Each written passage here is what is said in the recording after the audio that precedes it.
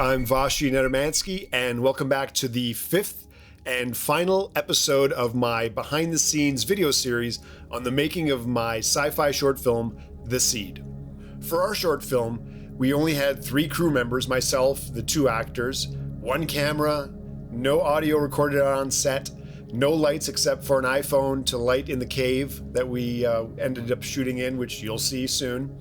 And so with such a small crew and such a small footprint, we had to do all of our planning previously before we got to these locations, and we had to make sure, and I as the director had to make sure that I got my shots.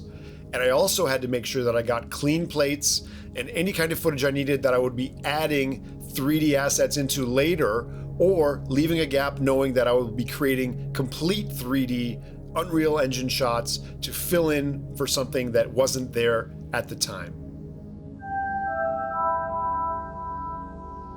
The term cinematic is always thrown around, and it has limitless options for what it actually is, and it means different things to different people. To me, cinematic is an accumulation of lots of different factors and components that combine to make that final image, to help tell your story in the most visual way that's enticing, appealing, elegant, and concise, with no showboating. This is a low budget production. This entire series is about low budget productions and how to implement these 3D tools and these futuristic AI enhanced tools to help create visuals and to tell your story better without a budget. It all starts up here in your coconut, and with the planning of the shots and envisioning things, that's where the magic happens. It starts in your brain and then can be expanded upon with these new technologies. I know that the biggest takeaway for me after 5 weeks of post-production and sharing our adventures with you was that the best way to use Unreal Engine and to use any kind of virtual production is to properly plan ahead and also show restraint. For the 16 VFX shots that we created using Unreal Engine, I focused on 5 different kinds of shots that live in the real world that are actual camera moves. Showing restraint means not trying to just fly around like a crazy person with a camera and obviously give away the fact that it's some kind of either drone or a camera and it's unreal or it's not real. I wanted to live in the world of practical cameras, and I also wanted to focus on actual camera moves, the physics of heavy cameras, the actual movement of dollies. I wanted to do POV shots. I wanted to do handheld shots. I wanted to focus on 5 different kinds of shots that you see in almost every kind of feature film production, from the lowest budget to the highest blockbuster. But there's visual cues that these camera moves do, and I wanted to replicate those using Unreal Engine. Some of these shots were dolly shots, some of them were handheld, some of them were on a dolly that pedestaled up into a shot, which is done all the time. And I also had one shot that was using the physical limitations of a 100-foot techno crane and then mapping it out so how the camera traveled in Unreal in a completely 3D environment matched the actual physics of a techno crane, so I could move side to side or up and down, but it was limited to the actual movement of a real techno crane.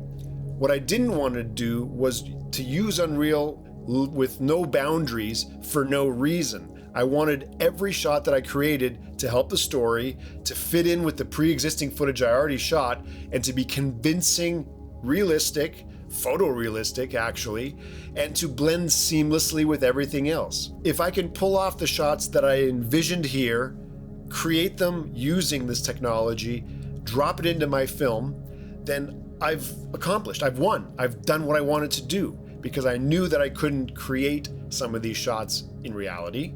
I knew they had to be done later.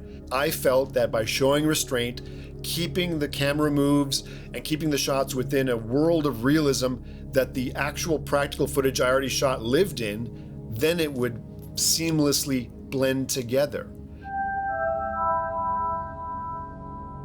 If we're talking about making Unreal cinematic, here are several of the conditions and points and components that I feel contribute to cinematic images and can help in your process if you're going to make Unreal Engine shots for your project, no matter what that is. And these are in no specific order. So let's start with aspect ratio. People believe that a widescreen CinemaScope 239 or 240 aspect ratio is cinematic by default. It's not. I mean, Jurassic Park was 185, which is almost a full 16:9 image. It's completely not close to a widescreen super CinemaScope anamorphic, style. But what you have to take into account is the final delivery platform. If someone's going to watch your project on a laptop or an iPhone or their TV, you're throwing a lot of information away if you're shooting 240. The Seed was shot 16:9. I wanted to fill the screen with as much goodness as humanly possible, and I wanted to visually pop on a laptop or on an iPhone held sideways so you can have some kind of, side to side, or on your flat screen TV or your LCD or your plasma or whatever you're looking at it. And in a theater, the DCP we're making is also 16:9. A lot of video games have super wide lenses that are being used to give you a really wide view so you can see stuff around you. That's not necessarily cinematic or not cinematic, but you should know that using a longer lens, 100 millimeters or plus, can give you sometimes a more cinematic image. It's up to you, it's your choice, and there is no right or wrong. But don't think that just you have to use a wide lens and see everything at all times. There's many ways to be cinematic using lens choice. Depth of field. Where is the depth of field in your shot? If you have something close to the camera, do you want the stuff behind it to be out of focus or in focus? Do you want everything in focus, like Citizen Kane or other deep focus projects or films that we've seen and worked on? It's again all up to you. You have to make a creative decision on the depth of field, not only for the entire project, but for every shot. Cinematic imagery can also be classified as nostalgic, and with nostalgia comes film grain. It's a completely usable tool that's a photochemical response that occurs in real film emulsion, but you can duplicate it in post-production lots of different ways. I've used grain overlays in the past, I've used different kinds of softwares, but on this one we're using a plugin called Dehancer, and it gives me an unbelievably gorgeous and interactive grain that actually breaks down the image and rebuilds it, and it's hard to describe, but when you see it, it really feels like real film, and it's not an overlay, so it's not just adding something on top, it's integrating into the image, breaking it down, rebuilding it again, and gives you ultimate control of how much grain you want in the shadows, the mids, the highs, and you can also choose different kinds of film stocks and create halation and bloom and all these different things, and vignettes. Vignette's another thing that's attributed to, for me, cinematic imagery. If the corners of the image are either blurred or darkened, it does two things. It shows you the representation of an older lens that's not perfect. It's a flaw in the optics that creates something that in the films that we saw in the 60s and 70s and 80s and even 90s, it's a natural effect that blurs the corners or darkens the corners. So that's something that you should consider as well as an option. Again, all these options you can use or don't use, doesn't matter, but those all contribute to that term cinematic. Camera height, another option. Where do you place the camera in the frame? Do you keep it low and shoot up at your actors to give them a hero look, to make them look big and imposing and powerful? Do you shoot down from a great height to make something look small and puny and not as powerful? Where you position the camera height-wise is super critical to the impact that it creates on that shot, on that scene, on your film. And that's another component of creating a cinematic image. For every shot that we created using Unreal Engine for our film, we used FilmBack, which is an option within Unreal Engine that gives you complete control over the virtual camera that exists in Unreal Engine. Inside the FilmBack, you can choose any lens you want, from zooms to primes, the size of the sensor, so you can match a 70 millimeter, you can match an IMAX or a Super 35 or an Arri Alexa digital. All of those are preset in there so you can match exactly what you are already shooting with.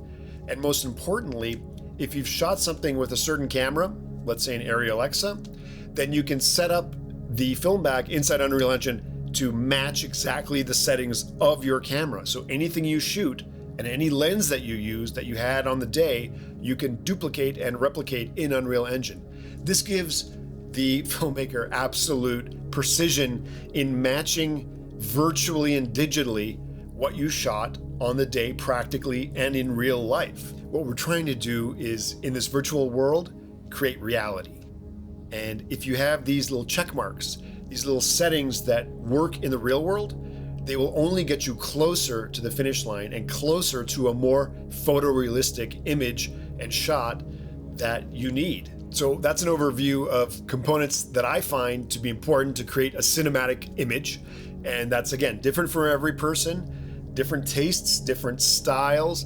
But these are all things you should be aware of and you can utilize in your workflow and your approach to using Unreal Engine, creating any kind of virtual productions moving forward. For your post-production pipeline, make sure that you leave some budget and save as much as you can to get the best workstation with some really good processors and some serious RAM, and make sure you get a GPU. I'm using the NVIDIA RTX A6000 with 48 gigabytes of RAM. I need that, and it's going to be future-proofing my workflow for the next several years. So make sure you set aside as much budget and whatever you can to get the best equipment. We need real-time playback to be able to judge our work and either export it or keep moving forward and making adjustments till it is right. But without real time, you're just wasting your time, to be honest. The whole point is we had no budget for the shoot. All our money and time was spent in post to be able to amplify the story, create bigger visions than we initially had in our brain. Especially for me, we created the story, we got our shots, and then we realized we can make this bigger and better and bolder. And we accomplished that. And the seed's coming out soon. There'll be an announcement any day now. I hope you guys learned something and got some takeaways from the process, and you can utilize that into your own adventures, into virtual productions and filmmaking in general moving forward. It is the future and it's already here. So you might as well embrace it, start learning it, make friends with Unreal artists, start a community and use it for good. Use it for good, and let's make some beautiful images and let's tell some beautiful stories. So again, I'm Vashi Nedomansky. Thank you so much for joining me and the team. Have a great rest of the week, month, year, and we'll see you down the road. Ciao for now. Lastly, I'd like to thank Dell and NVIDIA for sponsoring this video series and letting us tell our story and share our experiences. Also, sign up at the link below as we're giving away a Dell Precision 5750 mobile workstation powered by an NVIDIA RTX 3000 GPU, valued at over $5,000.